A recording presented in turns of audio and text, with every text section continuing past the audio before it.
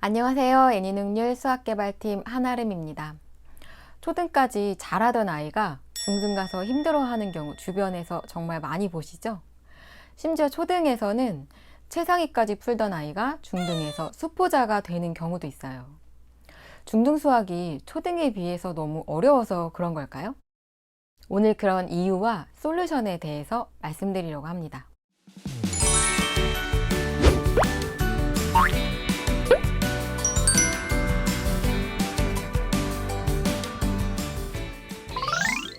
초등 수학과 중등 수학 사이에 아이들이 겪게 되는 격차, 그 이유는 크게 두 가지로 볼 수 있습니다.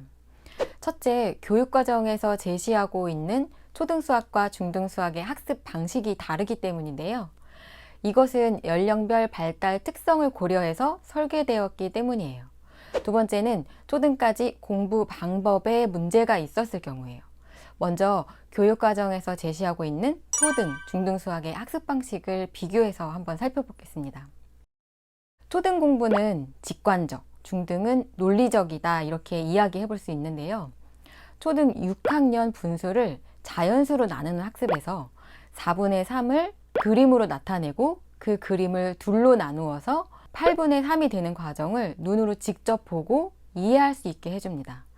그리고 나눗셈의 알고리즘, 즉 나눗셈은 이러이러하게 계산해라 라고 알려주는 것이 아니라 4분의 3을 2로 나누는 구체적인 상황을 설명하죠. 하지만 중1 문자와 식단원을 보시면 개념을 일반화해서 설명합니다. 예시는 딱 필요한 경우에만 간략하게 제시하죠. 따라서 설명을 읽고 각각의 개념들을 이해한 다음에 그 개념들 사이의 관계와 위계 정리를 스스로 해야 합니다. 항은 곱하기로 이루어진 것이고 그 항이 더하기로 연결된 게 다항식이구나. 다항식은 1차식도 되고 2차식도 될 수 있구나. 문자가 달라도 문자의 차수만을 생각해서 몇 차식인지 구분하는 거구나와 같이 스스로 깨우쳐야 한다는 거죠. 초등 6학년에 바로 다음 해에 하게 되는 공부인데 차이가 엄청 많이 나죠.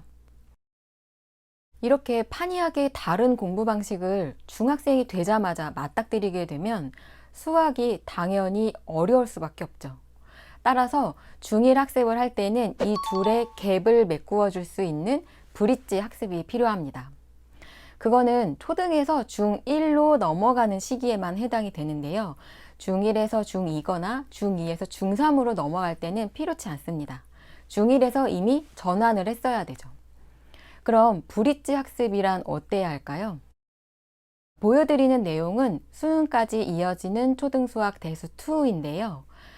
이같이 직관적인 표현을 통해서 논리적인 생각을 할 수 있게 도와주는 컨텐츠가 필요합니다. 그리고 이 많은 개념들 중에서도 가장 핵심적인 것이 무엇인지 짚어주고 개념들의 위계 정리를 할 수 있도록 가이드를 주어야 하는데요.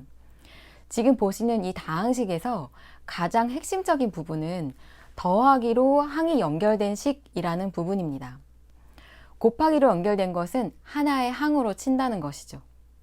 시각적으로 중요한 부분은 강조해서 보여주고 부차적인 개념들은 작게 나타냄으로써 아이들이 많은 개념을 한꺼번에 공부할 때 그 위계를 정리하기 쉽게 도와줍니다. 자, 그리고 다항식의 계산 결과는 수가 아니죠.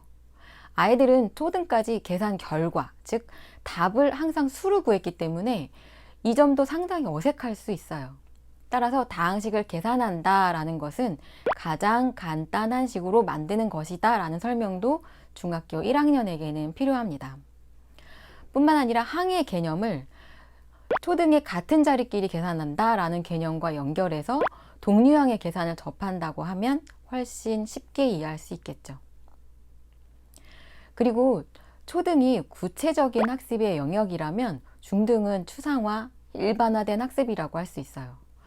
특정한 수 3, 25, 8의 계산을 하면 되죠. 문자로 나타낸 이 식은 사실 3 곱하기 25 더하기 8과 같은 식이에요. x가 10, y가 1인 경우에 해당되죠. 그런데 사실 이런 일반화, 추상화는 굉장히 고도의 사고 능력이고 갑자기 하루아침에 수를 문자로 나타낸다거나 이를 통해 상황을 식으로 만드는 일은 사실 어려운 일입니다. 따라서 이렇게 구체적인 특정 수들에서부터 일반화된 식으로 만들어지는 과정을 보여주어야 합니다. 그래야 아이들이 한 단계씩 사고를 발전시켜 나갈 수 있죠. 초등수학과 중등수학 사이에 아이들이 겪게 되는 격차, 그 두 번째 이유는 초등에서 개념을 따로따로 이해하고 유형을 외워서 문제를 푸는 잘못된 공부 습관을 들였을 경우예요. 초등수학에서는 개념의 양이 비교적 적고 간단한 것들이기 때문에 외우거나 혹은 임기응변으로도 문제들을 풀어낼 수 있었어요. 그런데 그게 실력으로 쌓이고 있는 거다라고 착각하면 나중에 문제가 되겠죠? 다음 개념들을 한번 볼까요? 2학년에서 세 자리 자연수의 자리값을 배웁니다. 그리고 문제도 풀어보죠. 그리고 같은 학년에서 자연수의 덧셈을 배웁니다. 그리고 4학년에서는 곱셈을 배우게 되는데요. 몇십을 곱할 경우 곱에 0을 한 개 더 붙인다 라고 알려줍니다. 나누기도 예시로 설명을 대신합니다. 자, 그리고 5학년 소수를 분수로 나타낼 때 분모를 10, 100, 1000으로 바꾸라고 합니다. 어렵지 않으시죠? 아이들도 어렵지 않게 익힐 거예요. 그런데 여기서 혹시 이상한 점 발견하셨나요? 개념을 알려주는데 왜 그런지 이유가 없어요. 사실 보여드린 개념들은 전부 하나의 개념에서부터 이어지는 것이거든요. 자, 10이 되면 앞으로 한 자리 나아간다. 십진법 이야기인데요. 이 개념은 아이들이 자연수를 처음 배우는 1, 2학년에서 사실 반드시 짚어줘야 하는 내용입니다. 자연수는 십진법에 따라 쓰는 수이기 때문에 숫자가 놓인 자리가 값을 나타내죠. 그렇기 때문에 같은 자리끼리 더하고 빼야 돼요. 그리고 10이 될 때마다 앞자리로 나아가니까 자리의 값은 10배씩 커지겠죠. 그래서 10을 기준으로 받아 올림, 받아 내림을 할 수 있어요. 그리고 10을 곱하고 나눌 때마다 자릿수가 달라지는 것도 마찬가지입니다. 10을 곱하니까 뒤에 0을 한 개 붙여라 라고 설명하면 안 되겠죠. 소수로도 이어집니다. 소수도 십진법에 따른 수니까요. 소수를 분수로 나타낼 때 분모를 10, 100, 1000으로 만들어야 하는 이유도 십진법 때문입니다. 이처럼 각 개념을 이해하고 연결해 가면서 학습이 이루어져야 하고 논리적으로 생각할 수 있게 해줘야 합니다. 그 힘이 있어야 문제를 풀 수 있고 중고등까지 상위권으로 끌어주는 핵심 역량이라고 할 수 있어요. 따라서 초등에서부터 그런 습관이 만들어져야 합니다.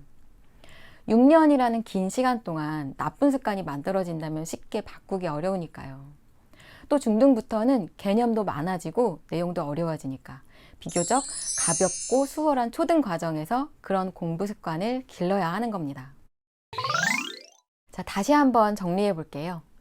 초등에서 지금 상위권인 우리 아이, 중고등까지 상위권을 쭉 유지하려면 첫째, 초6에서 중1로 넘어갈 때 이제부터 수학 공부가 어떻게 바뀌는지 알려줘서 겁내거나 좌절하지 않도록 브릿지 역할을 할 수 있는 컨텐츠가 필요하고요.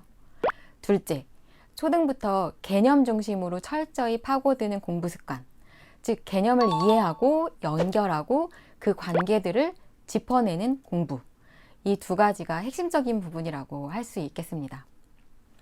자, 이상으로 초등에서 중등까지의 수학에 대해서 말씀드렸습니다. 감사합니다.